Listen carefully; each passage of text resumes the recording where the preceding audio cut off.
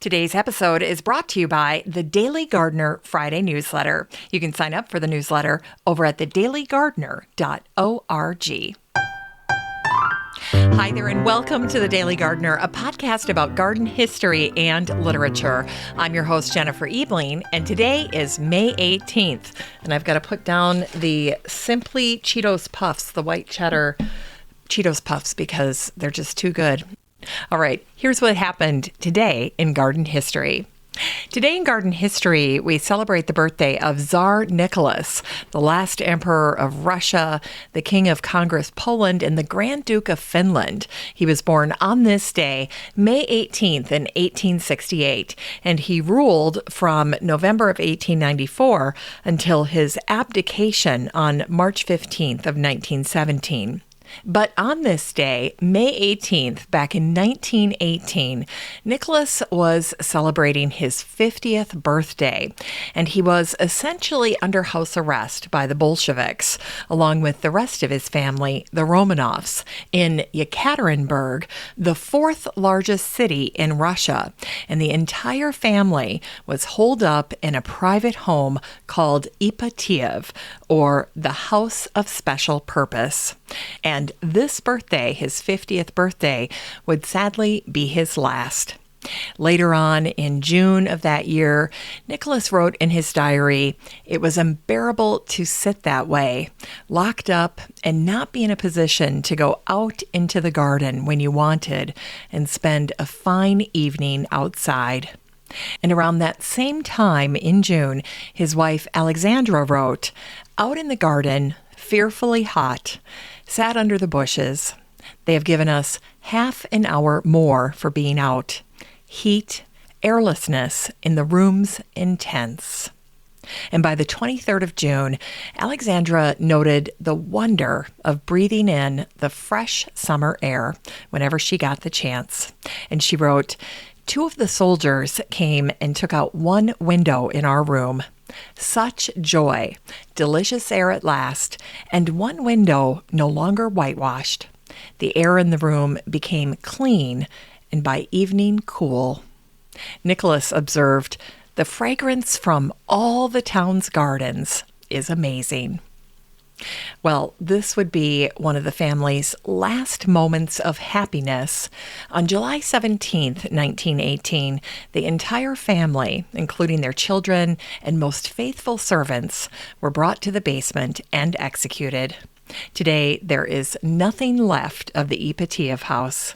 It was demolished in September of 1977, and the land was given to the Russian Orthodox Church. The altar inside a church called the Church on the Blood is on the very spot where the Romanovs died. And the beautiful church honors Nicholas and his entire family, who are now regarded as saints in the Russian Orthodox Church. And it was on this day, May 18th in 1926, that Ralph Waldo Emerson wrote in his journal, "My garden is an honest place. Every tree and every vine are incapable of concealment until after 2 or 3 months, when they reveal exactly what sort of treatment they have had. The sower may mistake and sow his peas crookedly. The peas make no mistake, but come up and show his line." And today we celebrate the birthday of Winifred Georg Sebald, who went by Max, and he wrote as W.G. Sebald, the German writer and academic, and he was born on this day, May 18th in 1944. When Max died at 57, he was regarded as one of the greatest authors of his time. His 2001 novel, Austerlitz, was his final novel. The book was honored with the National Book Critics Circle Award, and in 2019, it ranked 5th on the Guardian's list of the 100 best books of the 21st century. Here's an excerpt. In the warmer months of the year, one or other of those nocturnal insects quite often strays indoors from the small garden behind my house. When I get up early in the morning, I find them clinging to the wall, motionless. I believe, said Austerlitz, they know they have lost their way, since if you do not put them out again carefully, they will stay where they are, never moving, until the last breath is out of their bodies. Indeed, they will remain in the place where they came to grief, even after death, held fast by the tiny claws that stiffened in their last agony until a draft of air detaches them and blows them into a dusty corner. Sometimes, seeing one of those moths that have met their end in my house, I wonder what kind of fear and pain they feel while they are lost. And today we remember the American educator, philanthropist, humanitarian, womanist, and civil rights activist, Mary McLeod Bethune, who died on this day, May 18th, in 1955. Mary was the 15th child and the first baby born free to her newly freed parents, who were enslaved before the Civil War, and in all that time before, they were owned by different masters. Mary's father, Samuel, had to work to buy his bride, and most of Mary's older brothers and sisters were sold to other masters. Mary was also the first person in her family to go to school. In 1904, Mary moved to Daytona, Florida, and there she created the Daytona Literary and Industrial School, and within 2 years, she had 250 students. Without means, Mary improvised and used sticks of charcoal for pencils, mashed elderberries for ink, and cardboard boxes for tables and chairs. Mary saved $15 in pennies, nickels, and dimes and put that money down on a swampy piece of land that served as a garbage dump. It was called Hell's Hole, and with the help of other benefactors, Mary built a 4-story building on the site. Over the main doors were the words, "Enter to learn," and looking up over the same doors upon leaving, students saw the words, "Depart to serve." Mary's school continued to grow until it finally merged with an all-boys school and became known as Bethune-Cookman College, or BCC for short. As the school's first president, Mary reflected, "When I walk through the campus with its stately palms and well-kept lawns and think back to the dump heap foundation, I rub my eyes and pinch myself, and I remember my childish visions in the cotton fields." Mary became a nationally known speaker, and she often spoke of a people garden, a place where people of all colors grew together in harmony. Now, initially, Mary was disheartened that there was no black blossom to represent her race and make her people's garden complete. But all that changed when she discovered black flowers in gardens during a visit to Europe. During her visit to Holland, Mary received black tulip bulbs, and after she saw a garden with black roses in Switzerland, she ordered 72 black roses for the grounds at BCC. The gesture earned Mary a nickname, the Black Rose, and in turn, Mary called her BCC students her Black Roses. It was on this day in 1955 that Mary died of a heart attack, and her will ended with this goodbye. "I leave you love, I leave you hope, I leave you racial dignity." It's time to grow that garden library with today's book, The Medicinal Forest Handbook by Ann Stobart. This book came out in 2020, and I'm so excited to share it with you today. And the subtitle is Growing, Harvesting, and Using Healing Trees and Shrubs in a Temperate Climate. This book has tons of practical information on using medicinal trees and shrubs for your own self-sufficiency or for profit, and it's a fantastic book. Now, before I get into this review, you should know that Anne has tons of direct experience creating her own medicinal forest in England, and she regularly uses herbal medicine in her practice. Now, what's especially exciting about the way Anne has written this book is she is giving us advice for all kinds of users of medicinal plants, whether you're looking at small gardens or small properties, all the way up to agroforestry. There is so much in this book. Anne talks about medicinal trees, practical advice on how you incorporate those into your landscape, what kind of shrubs that you should be thinking about if you're interested in medicinal plants, how to combine woody and other layers of medicinal plants together so that it looks good and so that it makes sense with other projects that you may have on your property. And Anne also takes us on a deep dive of some of the main medicinal constituents of woody plants, and then also some of the latest research. And this is information that you don't always see together in one complete guide. Usually there are drips and drabs in other books, but what I love about what Anne has done is she's put it all together here. All the information that you need to make informed decisions about the medicinal trees and shrubs that you want to plant on your property. Now, Anne herself points out that many books on forest gardens focus primarily on food.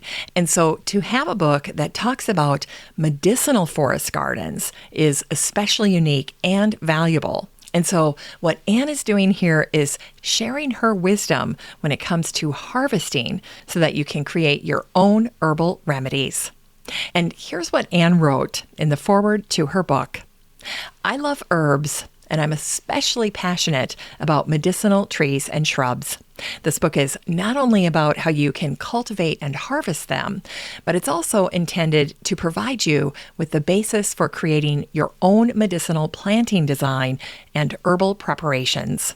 The medicinal forest garden provides a way to grow and harvest healing plants that draws on natural and sustainable processes to make efficient use of light, space, soil, and water. And in a world where we're still dealing with supply chain shortages and the climate crisis, what could be better than learning to promote health and biodiversity through planting more medicinal trees and shrubs on your property? And speaking for myself, I can say that I've had a few takeaways after reading Anne's book. I'm installing a mini orchard up at the cabin, and I'm also supplementing my old growth forest all around the border of my property. And I definitely took some of Anne's tree and shrub recommendations, and I'm incorporating them into my garden plan for this summer. Anyway, I love this whole field. I love this entire area of using plants not only for their ornamental or food value, but also for their medicinal value, which was a key driver for the early plant explorers as well. And so I love reclaiming some of that knowledge. This book is 288 pages of a ton of information. It's broken into two parts. Part one has detailed information on the medicinal applications that you can get from trees and shrubs, including how to design, grow, harvest, and create remedies. And then part two gives you a fabulous directory of 40 medicinal trees and shrubs. And I bet you anything, there will at least be a handful that you'll want to add to your garden in the future. You can get a copy of The Medicinal Forest Handbook by Anne Stobart and support the show using the Amazon link in today's show notes for around $20. Great book. Finally, we end the show today with a story about the impact of a volcanic eruption on bees. It was on this day, May 18th, back in 1980, that Mount St. Helens erupted. Do you remember where you were when the volcano erupted? I do. I was in Mr. Emery's science class in junior high, and I remember talking about the eruption and its impact for many days after this day, back in 1980. And still today, the deadly eruption of Mount St. Helens triggered what would be the largest landslide ever recorded. Now, before I read this little excerpt, you need to know what a bee brood is. And in beekeeping, bee brood or brood refers to the eggs, larvae, and pupa of honeybees. And so when I came across an article that reported on the impact on bees and local apiaries, well, I could not resist sharing this little snippet from the Honey Market News. The true impact on honeybees from volcanic ash fallout will take a long time to assess. The Columbia Basin bees died within hours of ash fallout from the St. Helens eruption on May 18th.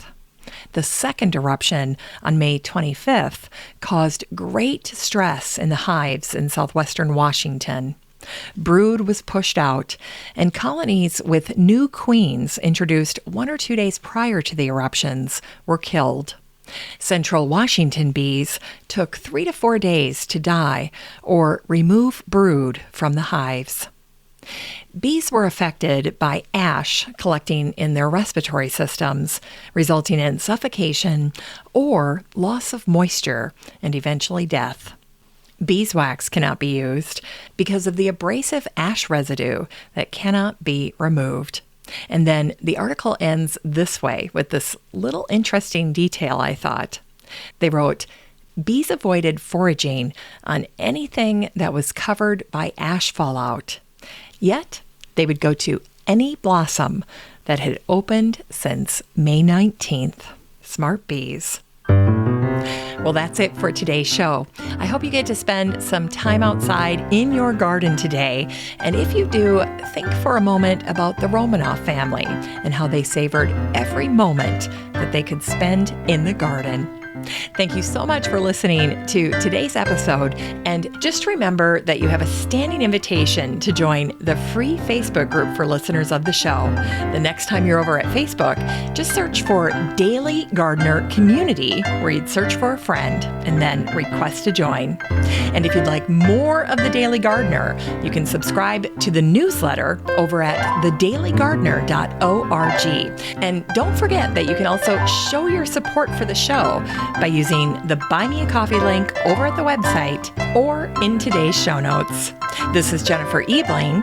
Thanks for listening to The Daily Gardener. And remember, for a happy, healthy life, garden every day.